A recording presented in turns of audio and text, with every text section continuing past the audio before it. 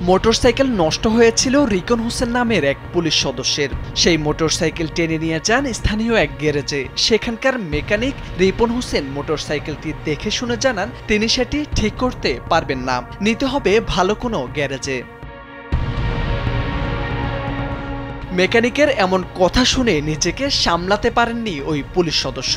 তর্ক বিতর্ক হয় তার সাথে। এরই মধ্যে একটি লাঠি নিয়ে বেদম পিটাতে থাকেন মেকানিক রিপনকে। পিটিয়ে তার কান ফাটিয়ে দেন ওই পুলিশ সদস্য। এ সময় উপস্থিত লোকজন তাকে বাধা দিতে এগিয়ে আসেন। তখন নিজের হাতে থাকা রাইফেল বের করে ওই মেকানিকের দিকে তাক করিয়ে গুলি চালান পুলিশ সদস্য রিকন। কিন্তু এরই মধ্যে স্থানীয় লোকজন রাইফেলটি ধরে ফেলায় এ যাত্রায় বেঁচে যান রিপন। তবে তার গুলিতে ঘটনাস্থলে আহত হয়েছেন আজিজ নামের এক ভ্যান চালক।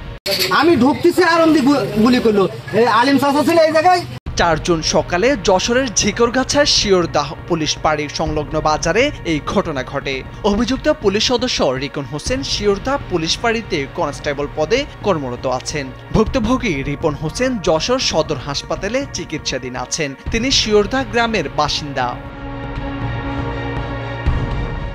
এই ঘটনায় বিক্ষুব্ধ জনতা ওই পুলিশের মোটরসাইকেল ভাঙচুর করে এবং ফাঁড়ির সামনে অবস্থান নেয়। পরে নাভারন সার্কেলের এএসপি এবং ঝিকরগাছা থানার ওসি ঘটনাস্থলে গিয়ে পরিস্থিতি নিয়ন্ত্রণে আনেন। তখন মারা শুরু করলো। ও মারা শুরু করলে তারপরে উনি এই সবাই আসলো দোকানদার, এই দোকানের লোক আসলে সবাই আসলো, যাই আসলো তার মধ্যে গুলি করতে বলছে।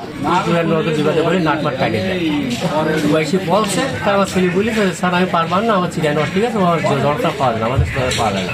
ওই সে সাদা লাঠিতে মাছ শুরু ঘুরেছি, একেবারে গামলা ভেঙে গেছে, যে গুলি করছিল একটা পাবলিক দোকানদার এসে ওই নলটা খাসকে ঝাঁপ দিয়েছে, মিশু করে তুলে দিল। যাওয়ার পরে ও কাছ থেকে তোরা পিছুই যা, না হলে তোকেরও গুলি করতে হবে।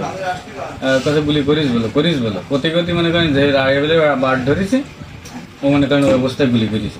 ঝিকরগাছা থানার ওসি কামাল হোসেন ভূঁইয়া জানান, মোটরসাইকেল ঠিক করতে গিয়ে লোকজনের সাথে পুলিশ সদস্য রিকনের কথা কাটাকাটি ও হাতাহাতি হয়। তার কাছে থাকা অস্ত্র ও গুলি জব্দ করা হয়েছে।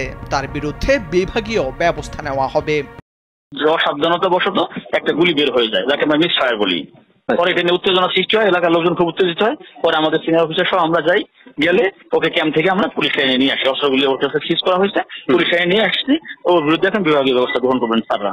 পুলিশ সদস্যের আইন পরিপন্থী কর্মকাণ্ডে এলাকায় তৈরি হয়েছে তুমুল আলোচনা। তার বিরুদ্ধে ব্যবস্থা নেওয়ার দাবি স্থানীয়দের। মোরশেদ আলম, কালবেলা।